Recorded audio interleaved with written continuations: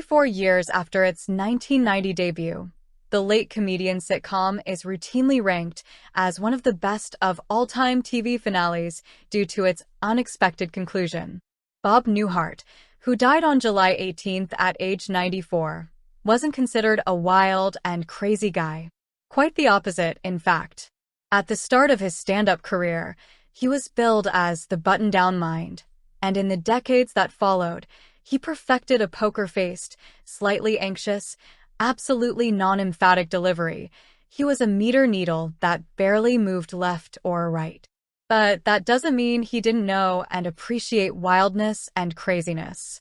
Otherwise, we wouldn't be still remembering and talking about the immortal, utterly unexpected conclusion of Newhart, which occurred on May 21st, 1990.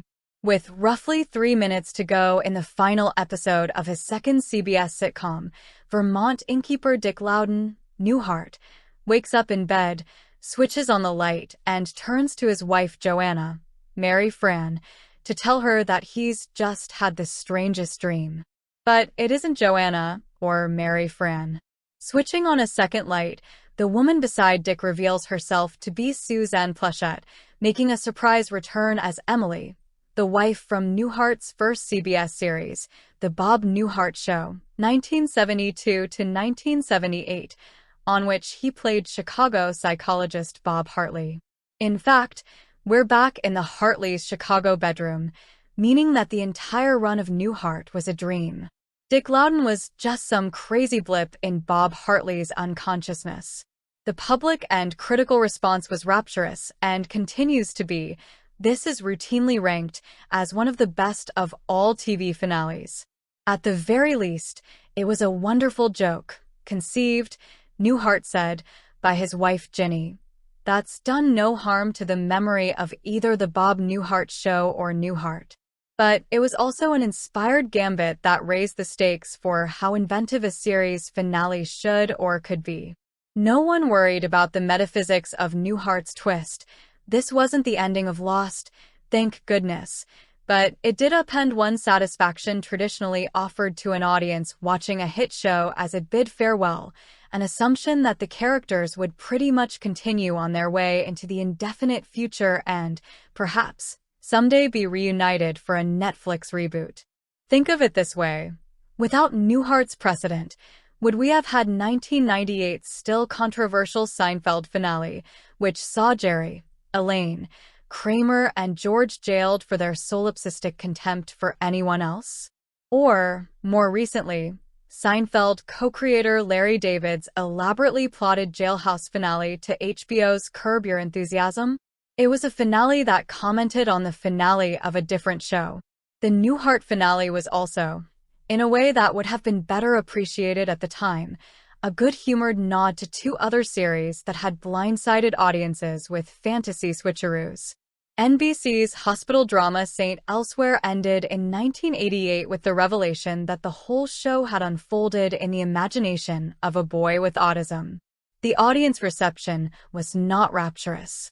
And CBS's Dallas, in a twist that provoked a collective gasp of disbelief, brought back the dead Bobby, Patrick Duffy, at the start of the 1989 season. Apparently, Victoria Principal's Pamela had dreamed the whole thing, including the previous season.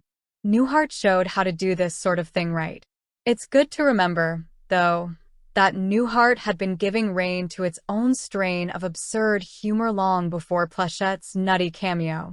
Newhart was not only an odder, sharper sitcom than the Bob Newhart Show, which had ended with a smiling, teary send-off very much in the style of 1977's Mary Tyler Moore Show finale, also flakier and even more daring than just about any other sitcom of its era.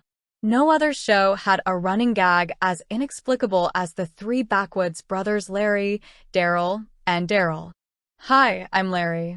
This is my brother, Daryl, and my other brother, Daryl. There was even a sitcom in a sitcom, CN Double, with the pampered Steph, Julia Duffy, playing identical 15-year-old twins. Theme song lyrics. Since their mom drowned in a lake / dad has taught the girls to bake. In the finale, for that matter, Everyone walked around singing Anatevka from Fiddler on the Roof and Mary Franz Joan dressed up like geishas. Which brings us to one last thought. The replacement of Fran with Pleshette, if only for a few surreal minutes, represented a kind of wish fulfillment, maybe even a sign of regret. Plechette's role on the Bob Newhart show hadn't been a particularly rich one. It seemed to be an endless iteration of the line, "Hi, Bob." But she'd been a bemused, amusing, sexy presence. Fran had been more brittle and less engaging. She seemed to have wandered onto the wrong show.